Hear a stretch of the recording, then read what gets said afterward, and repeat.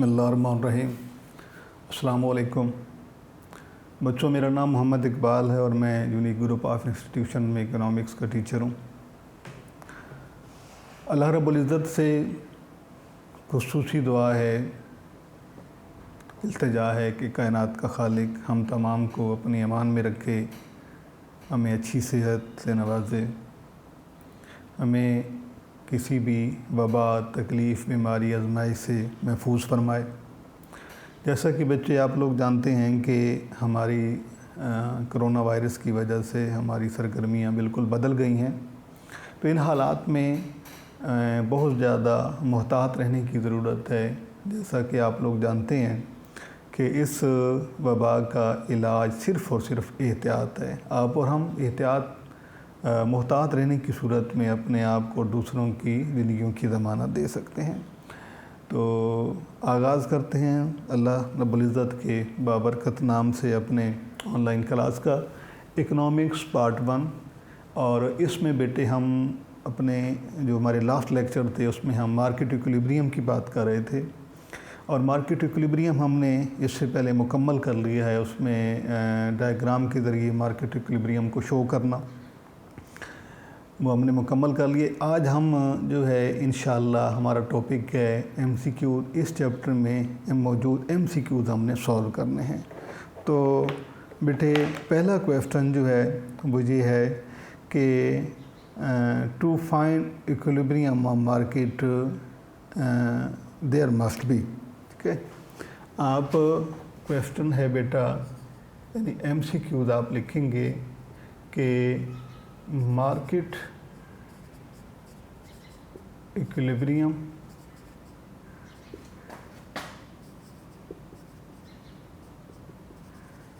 Requires,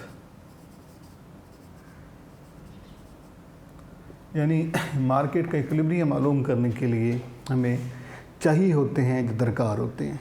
पहला इसमें हम ऑप्शन लिखते हैं बेटा ए बी सी डी। तो पहला ऑप्शन है price and output, price and output. ठीक है जी। उसके बाद दूसरा ऑप्शन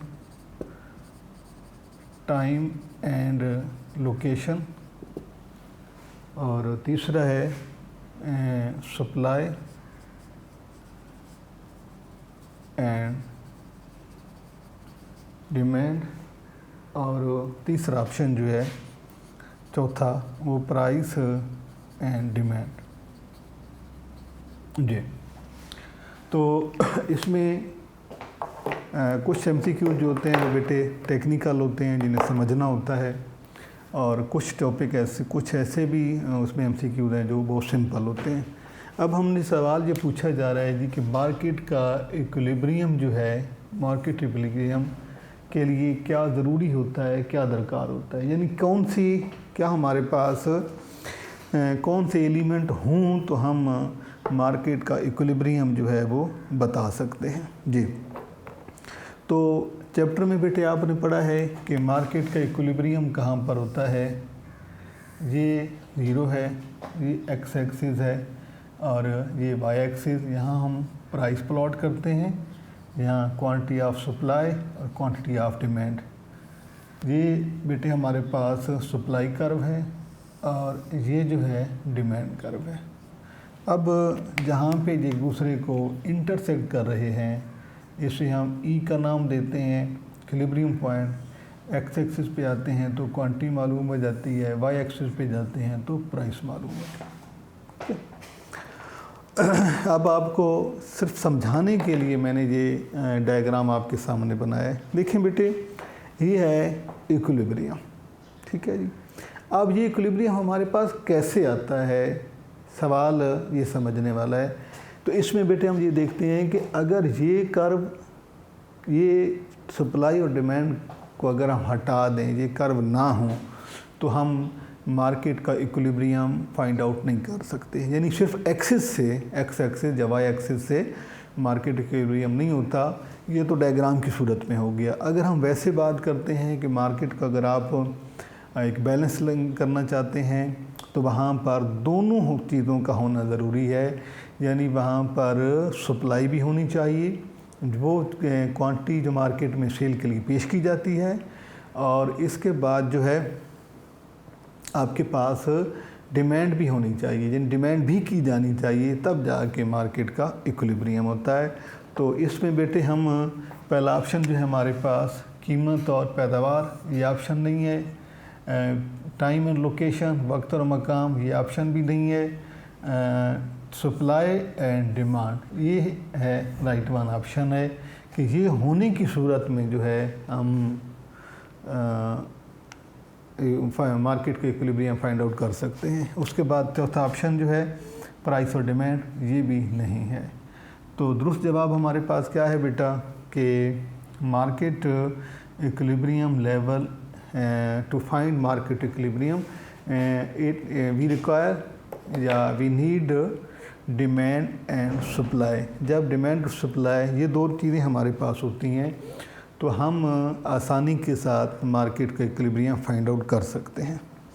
उसके बाद अगला क्वेश्चन जो बेटा है वो भी ऐसी MCQ इसी तरह का ही है, लेकिन एक बात आपने बेटे याद रखनी है कि पूरे चैप्टर यानी मार्केट इक्विलिब्रियम जो है वो इस डायग्राम पे बेस करता है, लिहाजा इसको हम अभी रिमूव नहीं करेंगे, इसको इधर ही मौजूद रहने देंगे ताकि हमने हमारे जितने भी MCQs हैं इस चैप्टर के वो सारे के सारे इस डायग्राम से मुतल्लिक़ हैं, क्योंकि यही डायग्राम जो है वो बेस है इस चैप्टर के। जी, दूसरा MCQ है बेटा हमारा कि market equilibrium point on market equilibrium point demand and supply are के क्वेश्चन है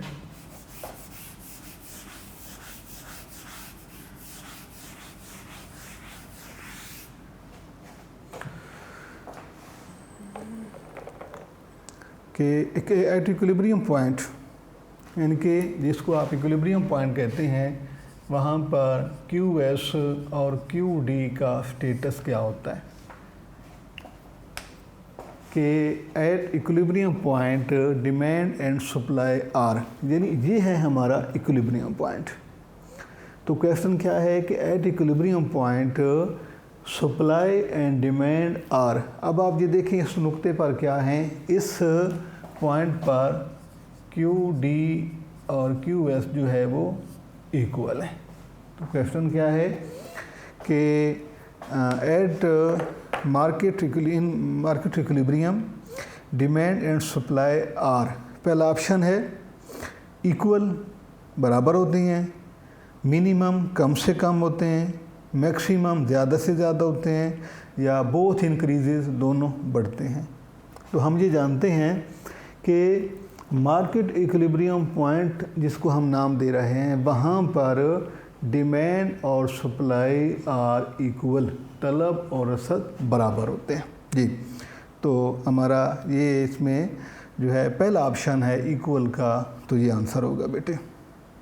उसके बाद जो है नेक्स्ट क्वेश्चन वो भी इसी से, इसमें 2 MCQ आपके बन सकते हैं। जी, क्वेश्चन है बेटा कि slope of supply curve is, slope of supply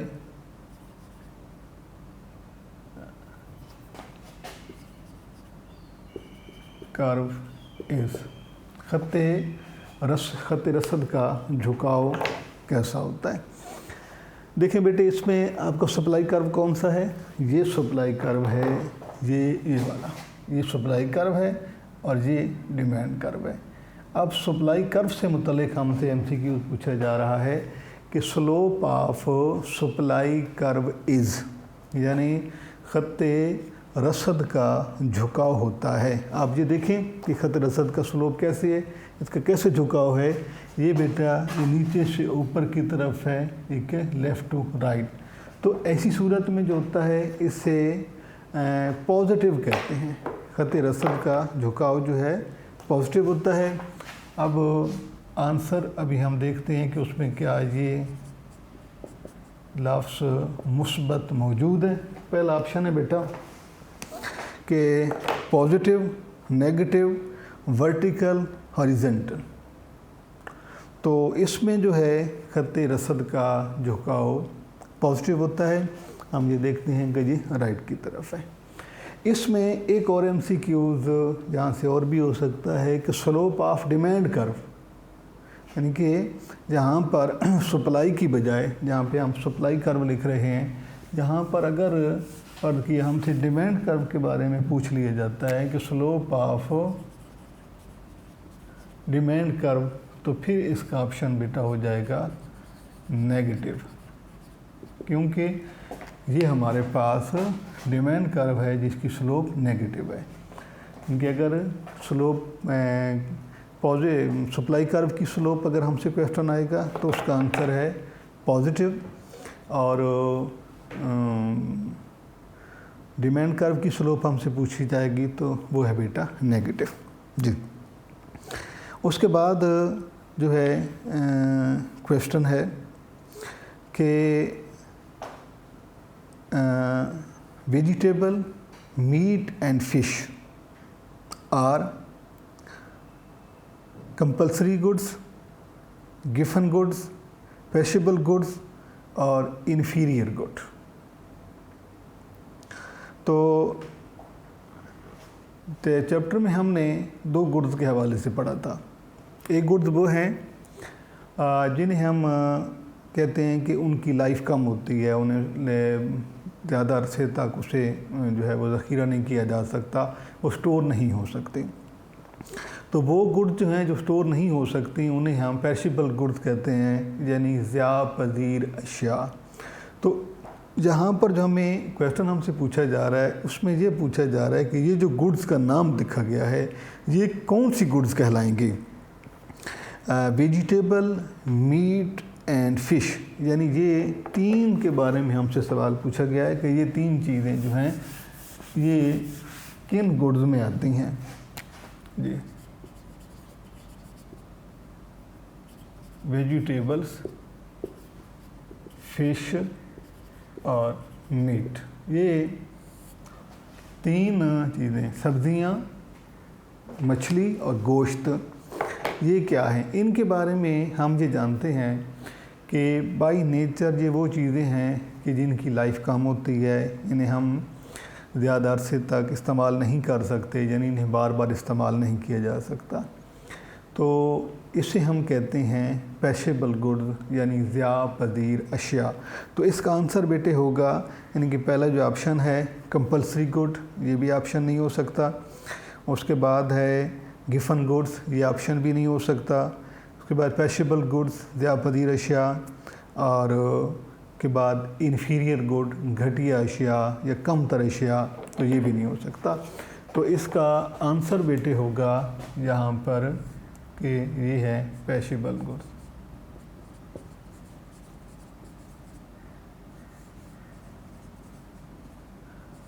Zia पज़ीर अशिया,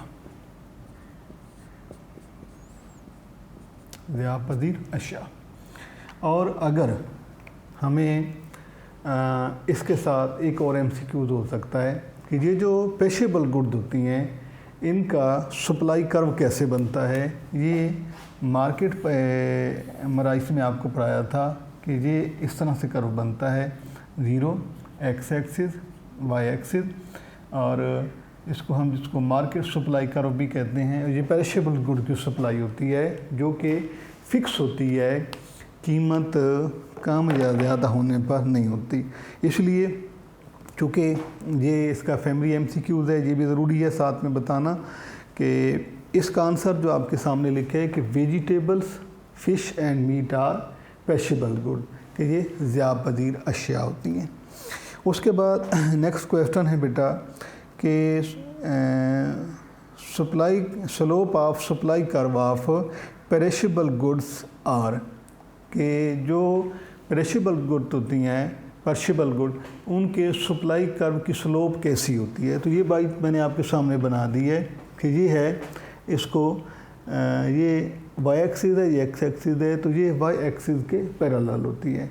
ऐसा आंसर है कि slope of curve, supply curve slope of perishable goods are is parallel to X axis, यानी ऐसे होता है पैरेलल टू एक्स एक्सिस, दूसरा पैरेलल टू वाई एक्सिस के मुतवाज़ी, या ऑलवेज डिक्रीजेस नेगेटिव होता है, या ऑलवेज इंक्रीजेस बढ़ता है। 4 ऑप्शन हमसे पूछे गए हैं पेरेशेबल गुड के सप्लाई कर्व के हवाले से कि ये एक्स एक्सिस के पैरेलल होता है, वाई एक्सिस के पैरेलल है, या ये नेगेटिव स्लोप रखता है, या ये पॉजिटिव स्लोप रखता है। तो बेटे इसके लिए हमारे पास आंसर ये है कि हम ये जानते हैं कि सप्लाई कर्व जो है ये पैरेलल टू वाई एक्सिस होता है, लिहाजा हमारा आंसर क्या होगा इसमें, ये पी ऑप्शन होगा कि parallel to X axis no, parallel to Y axis yes, ये हमारा राइट वन ऑप्शन है। ऑलवेज डिक्रीजेस ये भी ऑप्शन गलत है, ऑलवेज इंक्रीजेस ये भी ऑप्शन गलत है जी। उसके बाद बेटा एक एमसीक्यू जो है वो भी इसी से मुतल्लिक़ है कि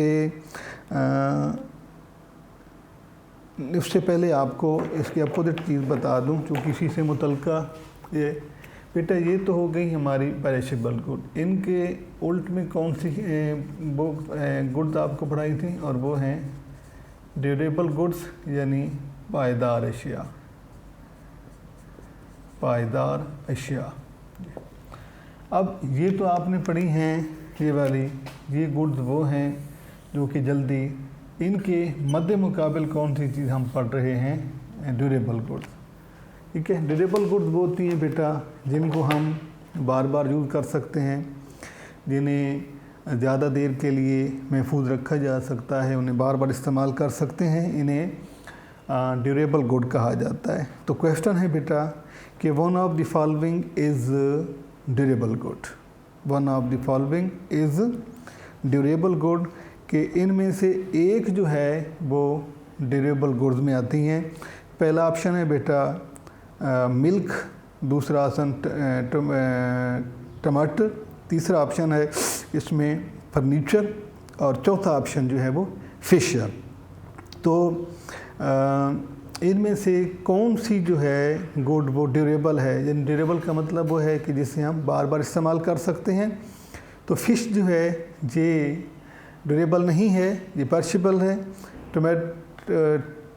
टोमेटो ये भी पेरिशेबल गुड है। फर्नीचर इसको हम बार बार यूज़ कर सकते हैं, जल्दी ख़राब होने वाली चीज़ नहीं होती, ये ड्यूरेबल है।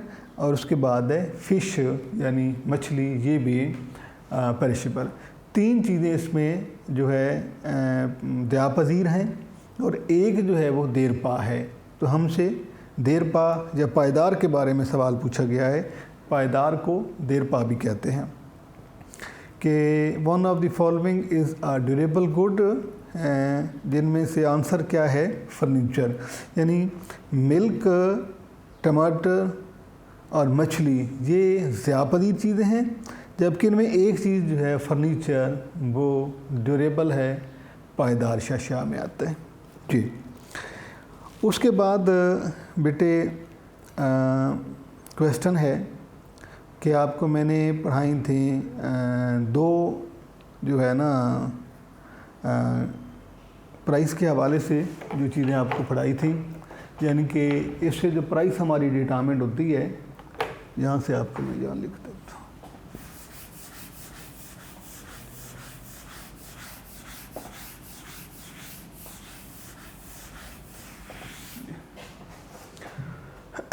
प्राइस के हवाले से हमने 2 प्राइस का जिक्र किया था थ्योरी में भी। एक है बेटे मार्केट प्राइस यानी बाज़ारी कीमत, और दूसरी है नॉर्मल प्राइस मयारी कीमत। अब जो मार्केट प्राइस है नया, ये मार्केट जो प्राइस है इसका ताल्लुक़ होता है डेली मार्केट से, या आप उसे कह सकते हैं जो है वो very short period market, very short period. और नॉर्मल जो है इसमें 2 प्रॉपर्टी, यानी कि ये मीडियम के भी इम्कानात हैं या सिर्फ शॉर्ट रन और लॉन्ग रन। अब आपसे MCQ जब पूछा जाएगा तो आपने ये ध्यान में रखना है कि जो मार्केट प्राइस है ये वेरी शॉर्ट पीरियड के साथ लिंक है और नॉर्मल प्राइस जो है ये मीडियम रन या लॉन्ग रन के हवाले से। जी, तो क्वेश्चन है बेटे कि market price is related with, यानी ये जो है मार्केट प्राइस ये किससे रिलेट करती है? Is related with short period, medium period, short period, very short period and no defined period. तो इसका ऑप्शन जो है इसमें ये वाला ऑप्शन वेरी शॉर्ट पीरियड मौजूद है। तो market price is related with medium term, ये आंसर गलत है। शॉर्ट पीरियड ये भी गलत है। वेरी शॉर्ट पीरियड ये राइट वन ऑप्शन है और नो डिफाइंड पीरियड ये भी गलत है। तो इसका जवाब market price is related with very short period. Market price is related with very short period. जी, उसके बाद क्वेश्चन है बेटा कि short period and long period price is known as, यानी short period price and long period price of goods is called maximum price, minimum price, market price या normal price। तो ये भी आपको मैंने बताया है यहाँ पे कि दो जो है अरसे की मार्केट, एक आप शॉर्ट यानी कलील अरसा की मार्केट और दूसरी ये बेटा लॉन्ग रन यानी तवील अरसा की। तवील अरसा और कलील अरसा की जो प्राइस है उसे नॉर्मल प्राइस कहा जाता है। क्वेश्चन है कि short run and long run price of good is maximum price ज़्यादा बुलंद कीमत होती है, मिनिमम प्राइस पस्त कीमत होती है, मार्केट प्राइस बाज़ारी कीमत होती है या नॉर्मल प्राइस मयारी कीमत होती है। तो इसका आंसर बेटे क्या है कि short period long period price is called normal price, ये इसका आंसर हो जाएगा। उसके बाद क्वेश्चन है बेटा एक कि जो ड्यूरेबल गुड्स होती हैं इनके हवाले से भी, सॉरी इधर मैंने अभी आपको ड्यूरेबल गुड लिख के दिया था अपने लास्ट लेक्चर में, सॉरी लास्ट MCQs में, कि durable good can be stored, यानी कि जो ज़्यादा जिसको हम पायदार चीज़ कहते हैं, ड्यूरेबल गुड कहते हैं, इसको हम संभाल के रख सकते हैं, ज़ख़ीरा किया जा सकता है फॉर वन डे एक दिन के लिए, फॉर वन वीक एक हफ्ते के लिए, फॉर वन मंथ एक माह के लिए, या फॉर सम टाइम कुछ अरसे के लिए। तो ड्यूरेबल गुड्स का ये भी कतन मतलब नहीं होता कि वो कोई परमानेंट होती हैं, हमेशा के लिए होती हैं। बस ये फ़र्क होता है कि जो ड्यूरेबल गुड्स हैं उनकी एज ज़्यादा होती है और जो पेशेबल गुड्स हैं, ज़्यादा पजीर अशिया हैं, उनकी एज कम होती है। इतना ही फ़र्क है इसमें। तो क्वेश्चन यहाँ है कि जो durable goods can be stored one day, ये ऑप्शन गलत है। वन वीक, ये ऑप्शन भी गलत है। वन मंथ, ये ऑप्शन भी गलत है। सम टाइम यानी कुछ अरसा के लिए, 2 माह, 4 माह, साल के लिए उसे ज़ख़ीरा किया जा सकता है। जी, उसके बाद बेटे MCQ जो है 2018 से, और ये क्वेश्चन है कि when demand increases on fix supply price. Question है कि जब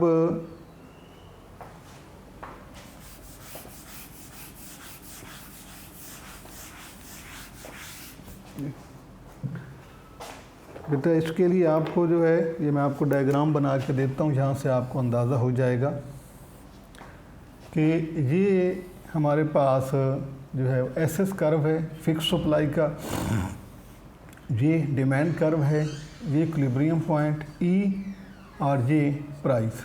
ठीक है जी। क्वेश्चन है बेटा कि when demand increases on fix supply, कि ये फिक्स सप्लाई है, इस पर जो है ये फिक्स सप्लाई पर अगर हम डिमांड को इंक्रीज़ करते हैं, D1 इस तरफ अगर कर्व जाता है तो उससे क्या फ़र्क पड़ता है, E है तो प्राइस विल राइज, कीमत ज़्यादा हो जाती है।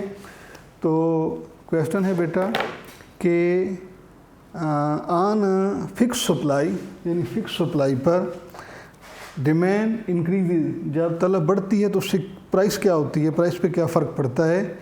हमें ये नज़र आ रहा है कि प्राइस जो है वो हाई हो जाती है, यानी बढ़ जाती है। ऑप्शन है इंक्रीजेज, डिक्रीजेज, कांस्टेंट, ज़ीरो। तो आंसर है बेटा इसका कि फिक्स सप्लाई पर डिमांड के बढ़ने से प्राइस हाई हो जाती है। तो ये मार्केट इक्विलिब्रियम के बेटा MCQ हम डिस्कस कर रहे हैं। इंशाअल्लाह हम अपने अगले लेक्चर में भी MCQ ही डिस्कस करेंगे। अल्लाह हाफिज़।